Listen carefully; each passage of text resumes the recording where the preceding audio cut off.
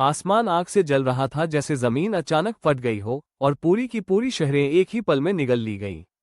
पूरी दुनिया कांप रही थी और विनाश की गूंज परिदृश्य में फैल रही थी। चारों ओर मरने वालों की चीखें हवा में गूंज रही थीं और जीवन के आखिरी निशान एक अनियंत्रित निरंतर बल से समाप्त हो रहे थे।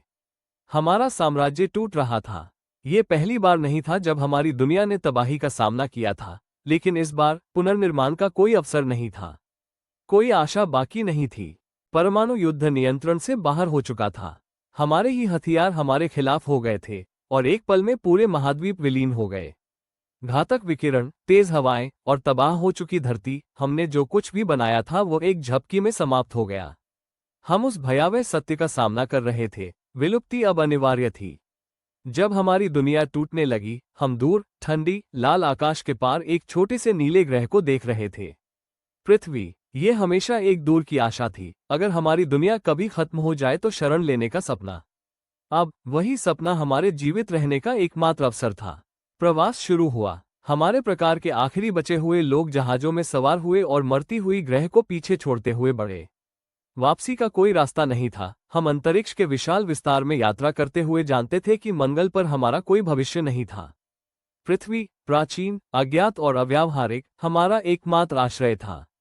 लेकिन पृथ्वी कोई खाली, निर्जीव दुनिया नहीं थी। ये पहले से ही प्रजातियों से भरी हुई थी, जो इतनी विचित्र तरह से विकसित हो चुकी थीं, जिन्हें हम शायद ही समझ सकते थे। मूल निवासी प्रजातियां प्राथमिक थीं, लेकिन उनमें विकास की क्षमता थी। हमें जल्दी से कार्य करना था, उन्हें अपनी छवि में आकार देने, उनके डीएनए में बदलाव लाकर उन्हें वो क्षमता देना था जिससे वे उन कठोर परिवर्तनों को सहन कर सकें जो हम उन पर थोपने वाले थे।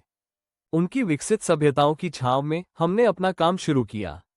हमने केवल पृथ्वी के निवासियों का अवलोकन नहीं किया, हम हस्तक्षेप करने लगे। हमने उनकी बुद्धिमत्ता, उनकी ताकत और उनकी अनुकूलन क्षमता को बढ़ाया। जो बंदर हमने पाए थे वे केवल जानवर थे, लेकिन हमें पता था कि वे इससे कहीं अधिक हो सकते थे। हमने उन्हें सिखाना शुरू किया, बुनियादी बातें, औजार कैसे बनाएं, शिकार कैसे करें, निर्माण कैसे करें। हमने उन्हें विशाल संरचनाएं बनाने का तरीका सिखाया, जैसे कि पिरामिड, जो मंगल पर हमने जो कुछ बनाया था उसका एक प्रतिबिंब था। इन शुरुआती शिक्षाओं के माध्यम से हम उन्हें ऊंचा उठाने की उम्मीद कर रहे थे, ताकि वे एक दिन हमारे साथ एक समाज में समृद्ध हो सकें। लेकिन हमारे प्रयासों में एक महत्वपूर्ण सत्य था, जिसे हम समझने में विफल रहे। वे हमारे जैसे नहीं थे। जो मनुष्य हमने तैयार किए थे वे शांत, आज्ञाकारी नहीं थे। वे अलग थे, जंगली, अप्रत्याशित और हमसे कहीं ज्यादा हिंसक।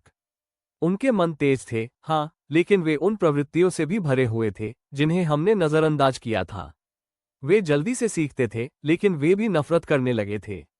समय के साथ मनुष्यों ने खुद को केवल उपकरणों से अधिक समझना शुरू कर दिया। वे मजबूत, स्वतंत्र हो गए।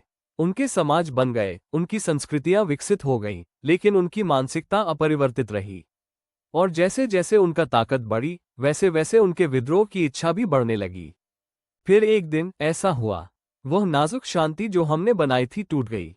उन्होंने हम पर हमला किया। वही प्राणी जिन्हें हमने उठाया था, जो हमें सब कुछ वो करते थे, अब उन्होंने तय किया कि उन्हें हमारी और जरूरत नहीं है।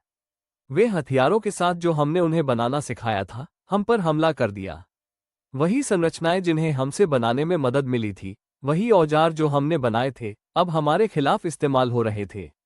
हमारे शहर उनके हमले से ढह गए और मंगल पर बचे हुए लोग एक डेस्परेट पलायन में चले गए। हमने गलत गणना की थी। वे बहुत हिंसक थे, बहुत अप्रत्याशित थे। मनुष्य, जो कभी हमारी उम्मीद थे, अब हमारे विध्वंस का कारण बन गए। जो भविष्य हम उनके साथ मिलकर बनाना चाहते थे, वो एक पल में बर्बाद हो गया। अंतिम मंगल निवासी खंडहरों को देखते हुए कड़वा सत्य समझ चुका था। अपने अस्तित्व के लिए निरंतर संघर्ष में हम एक ऐसी प्रजाति बना चुके थे जो कभी हमारे साथ नहीं रह सकती थी। पृथ्वी मंगलवासियों का कब्रिस्तान बन गई थी। वो पिरामिड और प्राचीन संरचनाएं जिन्हें हमने एक समय मदद की थी, अब उम्मीद का नहीं बल्कि असफलता का प्रतीक बन गई थी। कृपया लाइक और सब्सक्राइब करें और आने वाले वीडियो के लिए बेल आइकन दबाना न भूलें। तब तक अपनी कल्पना को खुलने दें, हम वहां पहुंचेंगे। इस वीडियो पर आपके विचार कमेंट में छोड़ें। धन्यवाद।